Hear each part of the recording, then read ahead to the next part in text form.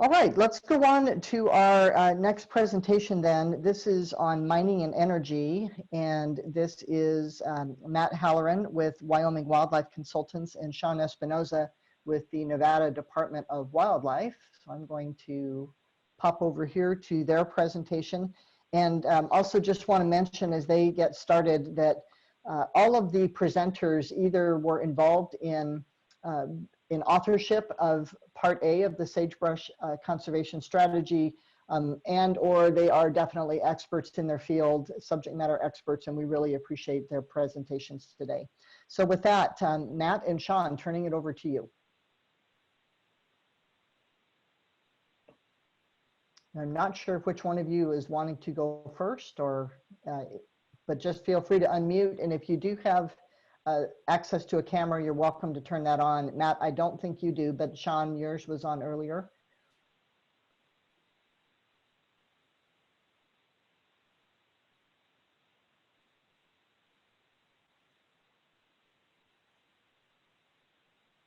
Yeah, Susan, I think Matt was going to go first here.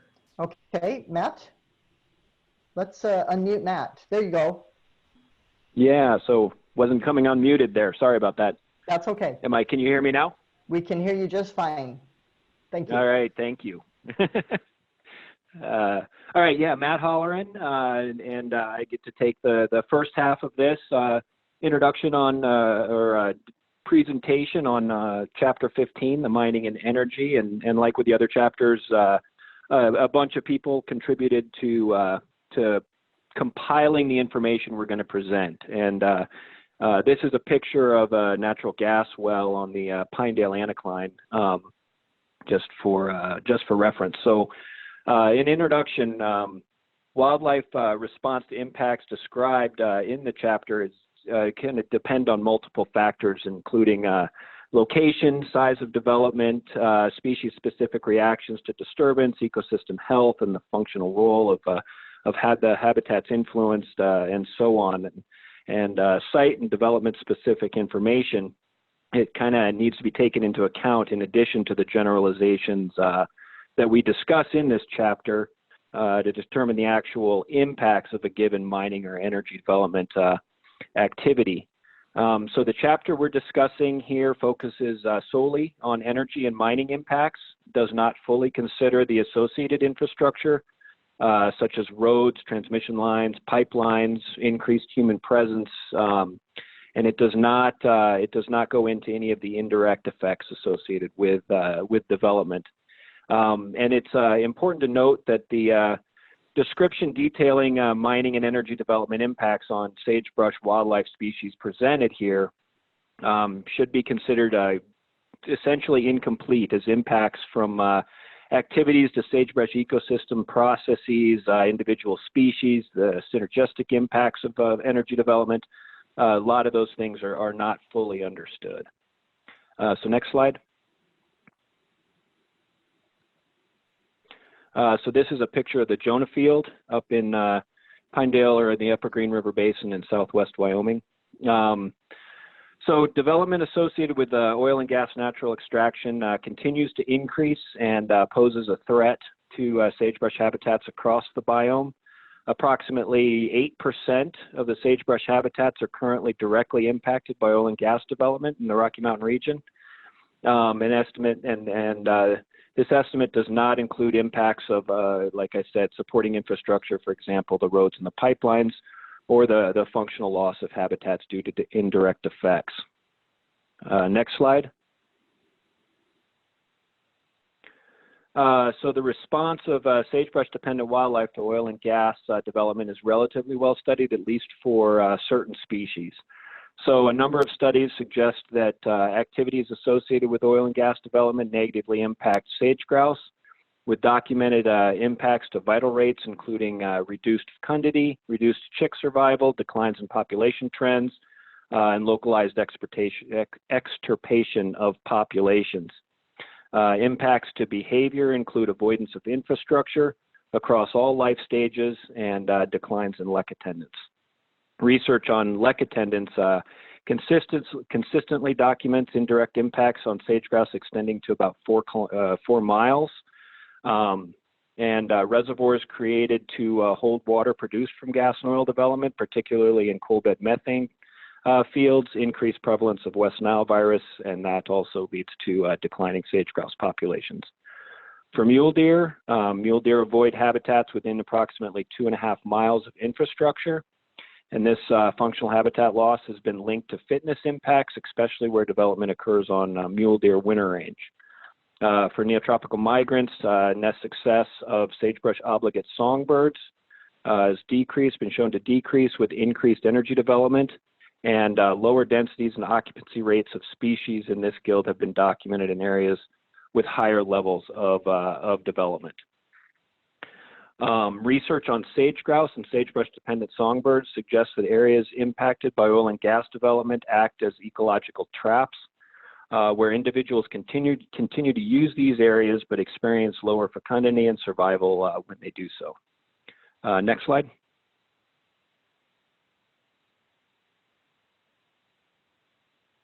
So this is a map out of USGS 2013 Manier et al. Document.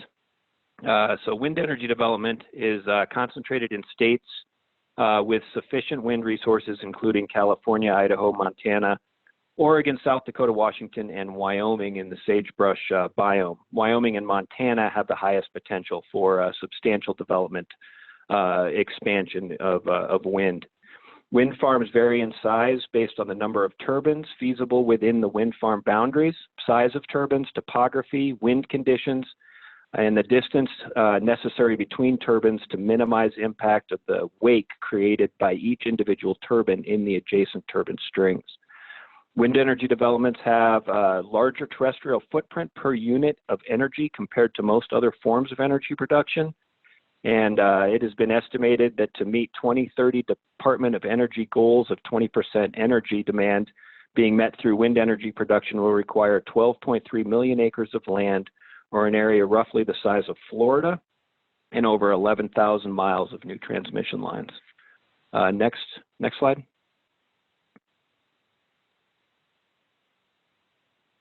This is a picture of a hoary bat. So collision mortality of both bats and birds is well documented at most wind energy facilities. Raptor fatalities in wind farms built using more of the early technology were substantial, but mortality rates of raptors have declined as wind developers have started using newer technologies. Passerines make up a large percentage of bird mortalities documented at modern wind farm facilities. And bats in particular, they're particularly susceptible to direct mortality, with the majority of mortalities thought to be from barotraumas, presumably caused by rapid air pressure reduction near moving turbine blades, although collisions have also been documented. Population level effects have not been well studied, but it has been found that migratory bat species could face substantial reduction in populations due to wind energy development. Next slide. So this is the 7 Mile Hill Wind Farm in south central Wyoming. Indirect effects of wind energy development are not well understood due to limited study. Sage-grouse during the summer avoided a wind farm in southeastern Wyoming, and there is some evidence that nest success and chick survival decrease with proximity to wind energy infrastructure. There's no systematic study of the response of passerines to wind farms, but research in mixed grass in sagebrush systems. But research in mixed grass prairies suggests that this guild is displaced, and that there is a positive relationship between the size of nestlings and infrastructure densities.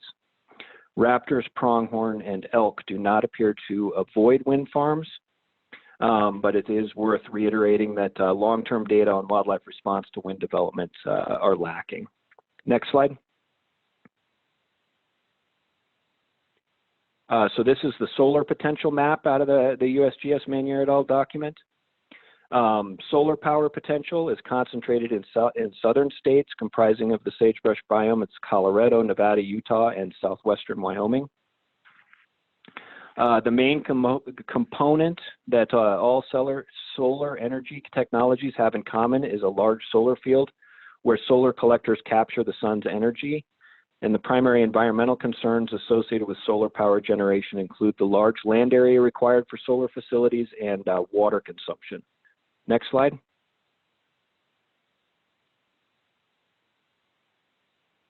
So information on the impacts of solar energy development on sagebrush ecosystems and associated wildlife is limited.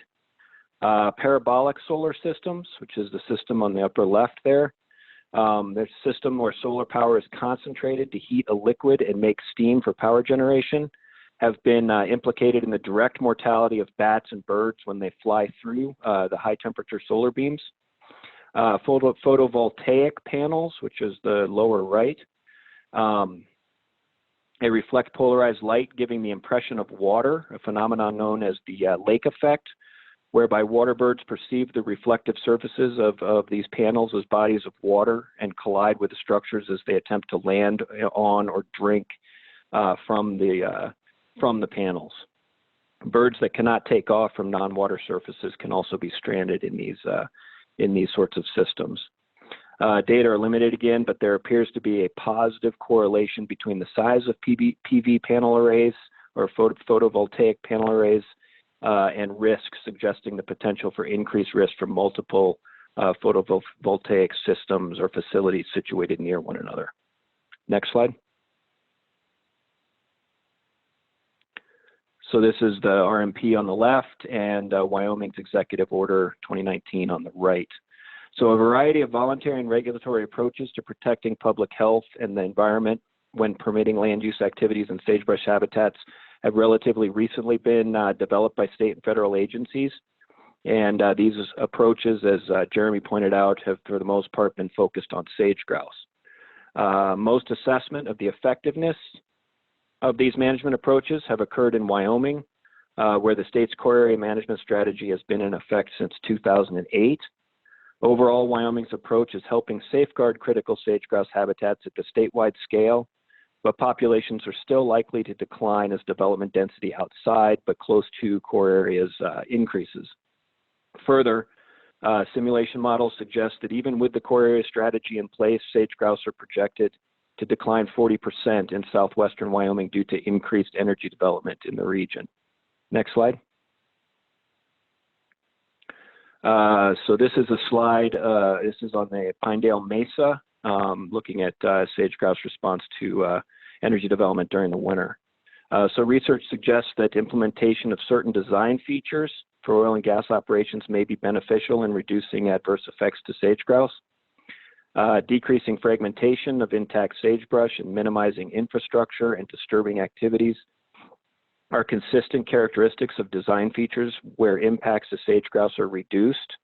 For example, this research project in Wyoming suggests that decreased activity associated with liquid gathering systems, which is where condensate within the gas field is piped off-site, eliminating the need for collection on-site, and reduces the impact of infrastructure in the producing gas field on sage-grouse during the winter.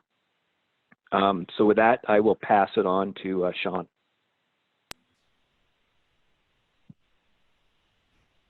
Okay, thanks, Matt. So good afternoon, everyone. This is Shawn Espinosa with the Nevada Department of Wildlife. Good to see everybody out there. Even though I can't see you, it's good to know you're out there. I'll be providing the mining and geothermal development portion of the presentation here. As you know, mineral mining has occurred throughout America since the arrival of European man. In the West, the gold rush of the mid-1800s brought settlers from across the country to seek their fortune. Interestingly, geothermal resource use likely has an even greater history than mining ventures in North America, as American Paleo Indians used geothermal energy more than 10,000 years ago. Currently on federal lands, there are 3 classifications of minerals, including locatable minerals, which are metallic minerals and include precious metals such as gold and silver, leasable minerals used for energy development such as coal, oil and gas, and geothermal fluids, and saleable minerals, which are materials like crushed rock, sand, and gravel and cement, things you'd build a driveway with, for example. Next slide, please.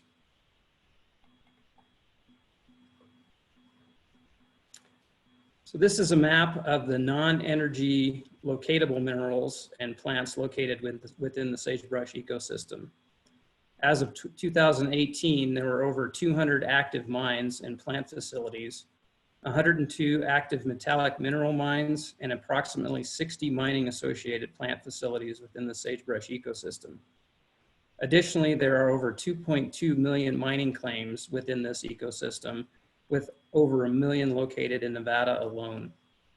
Locatable mining is specifically regulated by the Mining Law of 1872. However, other acts also factor into regulation of mining activities, including the Federal Land Policy and Management Act, National Forest Management Act, and Environmental Policy Act. Next slide, please.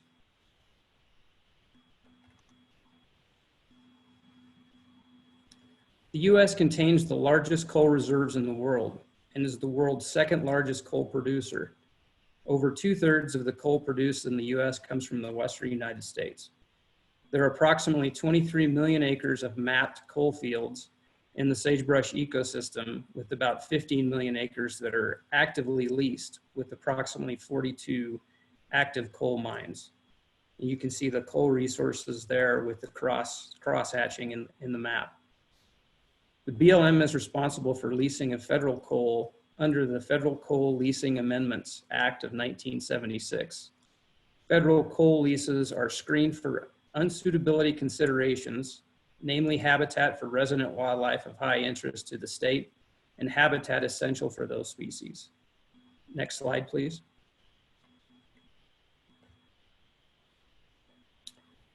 Typical mineral and precious metal mines occur above ground in open pits via contour and strip mining, underground with surface portals, and through solution where the desired target is dissolved in an injected fluid and subsequently pumped out of the ground.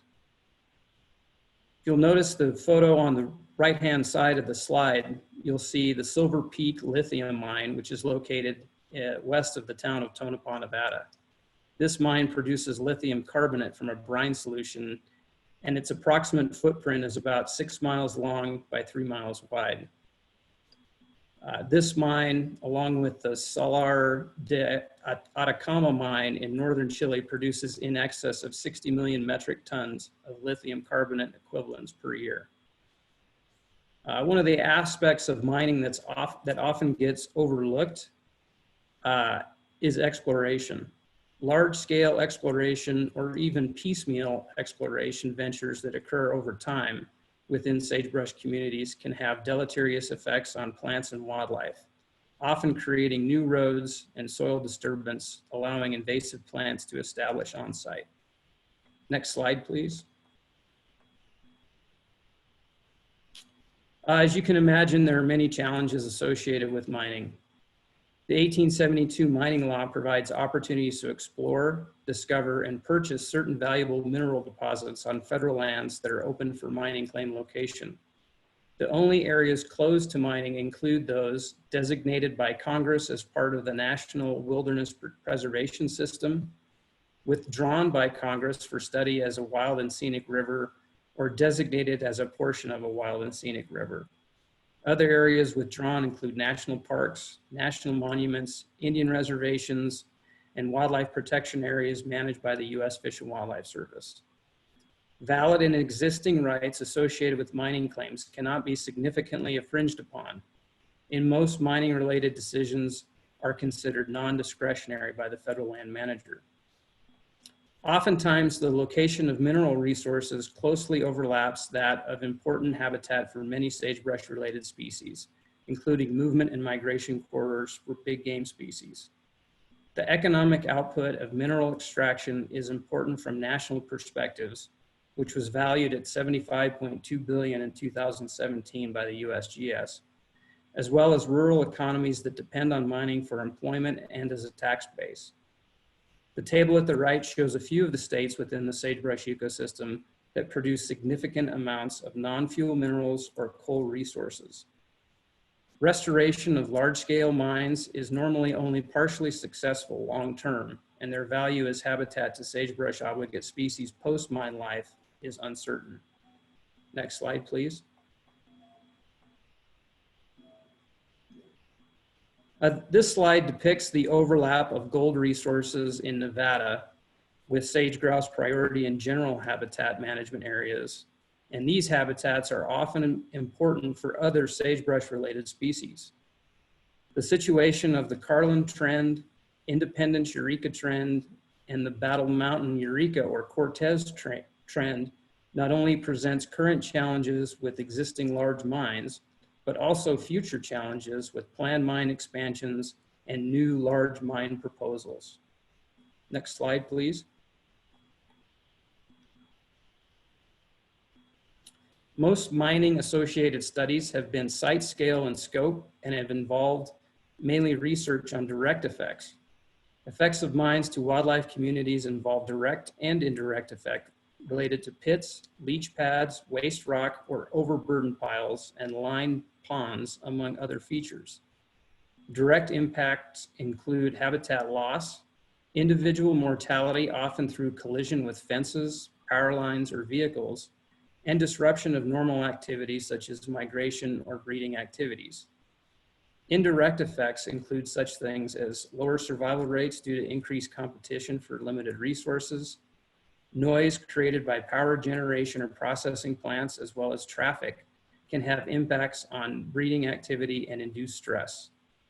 Subsidized predator communities, especially common ravens, can have substantial influences on ground nesting birds such as sage grouse.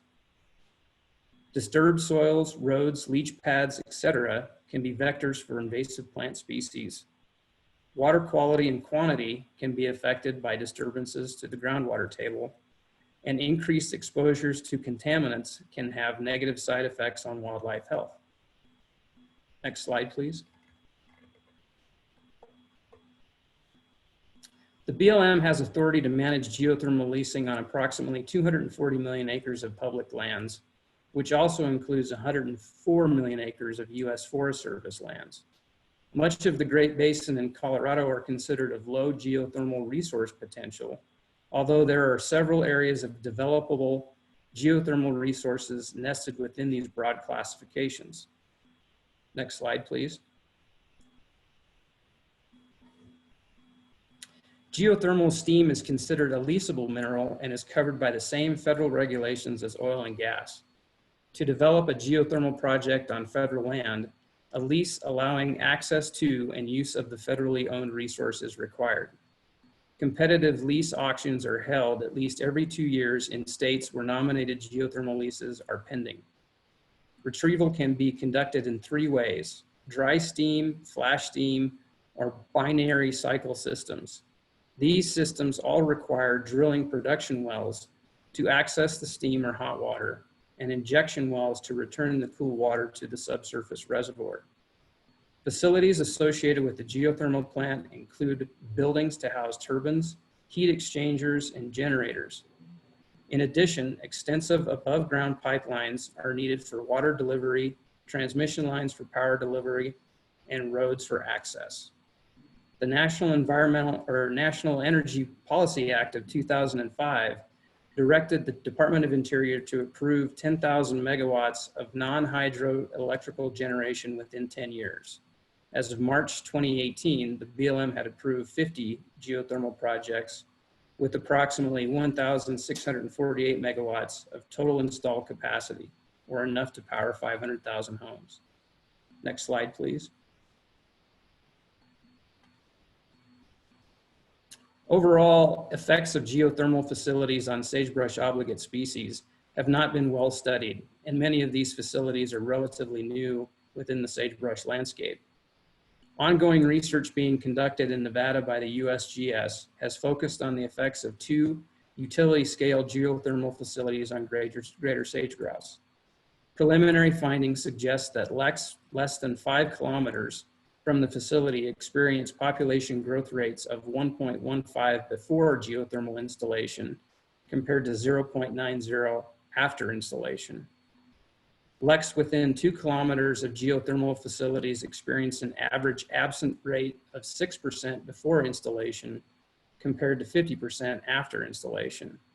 And negative effects to some sage-grouse vital rates were observed, including nest survival and yearling and adult survival. Next slide, please.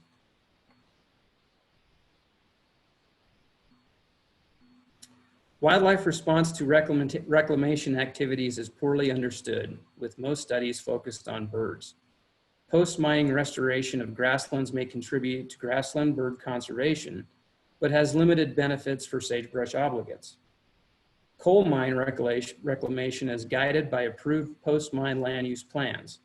In Wyoming, sagebrush restoration is required on all coal mines. Several states have mitigation programs in place or avoidance measures to conserve essential habitats. Wyoming's Greater Sage-Grouse Core Area Protection Strategy continues to remain one of the leading examples of sage-grouse habitat conservation. And in Nevada, a conservation credit system establishes a robust and equitable way to measure debits and credits on the landscape. There are also some examples of voluntary conservation. Some examples include the Thunder Basin Grasslands Prairie Ecosystem Association, which enrolled their property in a candidate conservation agreement with assurances, approved by the Fish and Wildlife Service in 2017 for 8 species in northeastern Wyoming, 4 of which are sagebrush associated. In 2015, Barrick Gold of North America established a bank enabling agreement with the Department of Interior in Nevada. This is a credit building system which would be used to compensate for impacts to greater sage-grouse and sagebrush ecosystems resulting from proposed mining activities. The project area includes both private and public lands in northeastern Nevada that encompass about 238,000 acres, of which 189,000 acres are public lands. Next slide, please.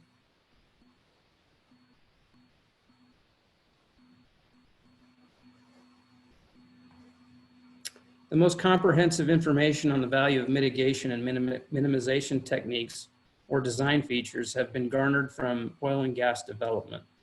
Even though some techniques reduce adverse effects, they normally do not eliminate them. Avoidance of key areas is always preferable, but seldom implemented.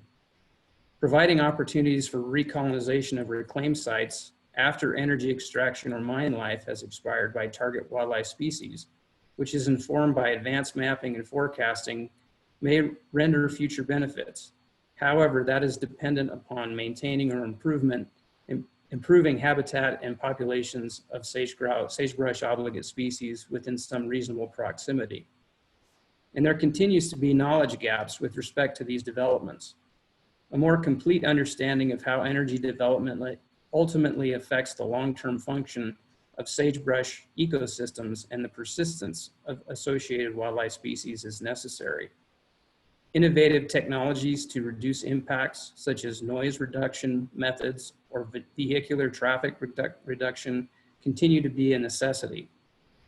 Improved reclamation and restoration techniques continue to be researched throughout the sagebrush ecosystem, but funding and resources are still limited. There is a greater need to evaluate the cumulative impacts of various developments within a region, with consideration to other existing threats on the landscape. To address true conservation, there is concern within current NEPA constructs that cumulative impacts are not being evaluated and accounted for appropriately. This is certainly important from the perspective of a landscape scale species like greater sage-grouse. That concludes our presentation on the mining and energy chapter, and we'll take any questions if there are time. Thank you, Shawn, and thank you, Matt. And we do have a couple of minutes if there are questions. I have one that was sent in. It's not so much a question as a comment, and it was an observation about the 2017 mining tonnages that you cited by state. And the question, I think, was there was just some question about those numbers and wondering if you can just say a little bit more about where they came from or maybe what they represent.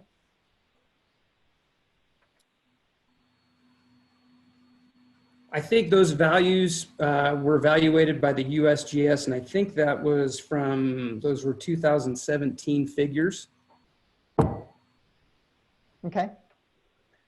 Thank you for that. Next question is from Jennifer Forby.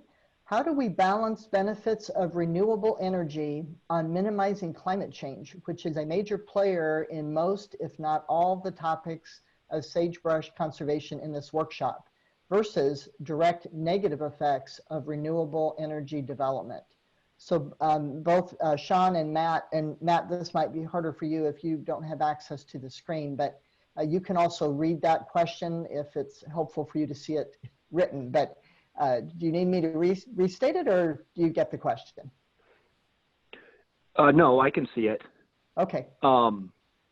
Yeah, I just don't have a camera on my computer, so that's why I'm on the phone. Okay. So yeah, I think that is an excellent question, and I certainly don't have I don't have the answer to that question, but I think that a lot of what Shawn said in terms of, and also in Jeremy's presentation, the prioritization in terms of spatially informing the location of renewable energy developments and looking to increase our efficiency and effectiveness at restoration and habitat enhancement, increasing resistance and resilience, so that these systems are capable of handling the potential increases in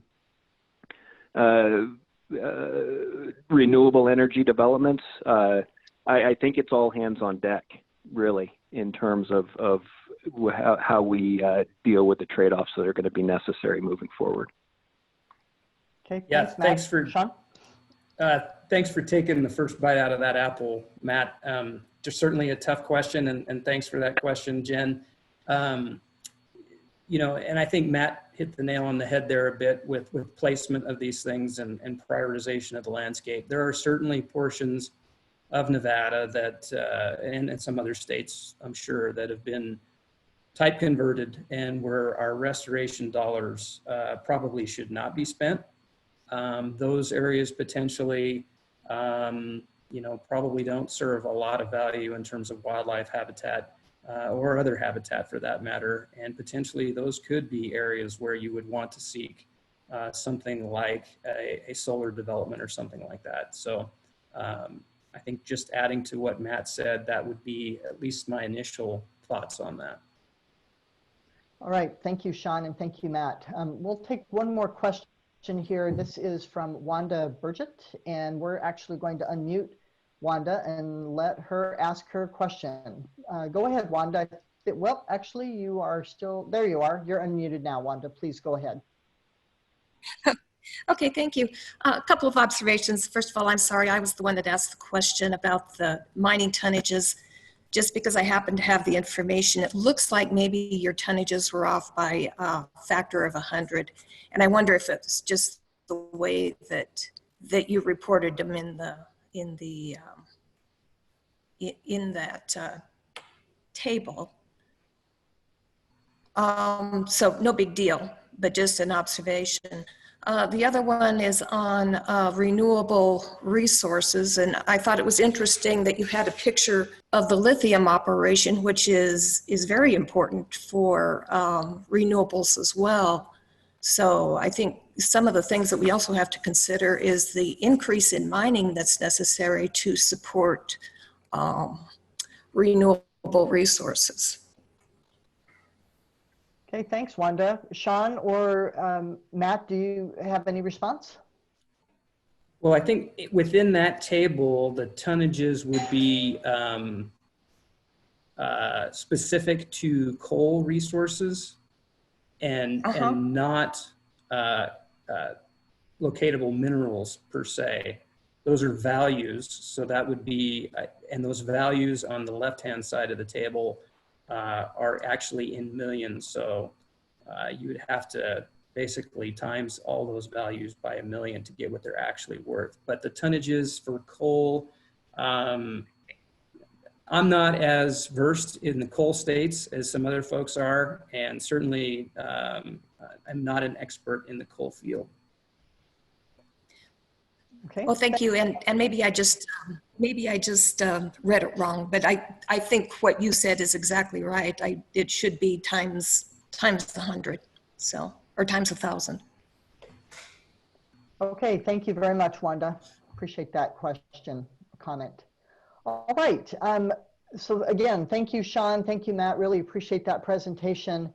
We are going to take just a short break now. We find it's really helpful to enable people to step away from their screens for a few minutes. So let's take about 5 minutes. We'll take a break, and when we come back, we will hop right into the Wild Horse and Burro program presentation by Paul Griffin and Andy Shepard with BLM. So we'll go on mute and pause and be back in 5 minutes. Thank you.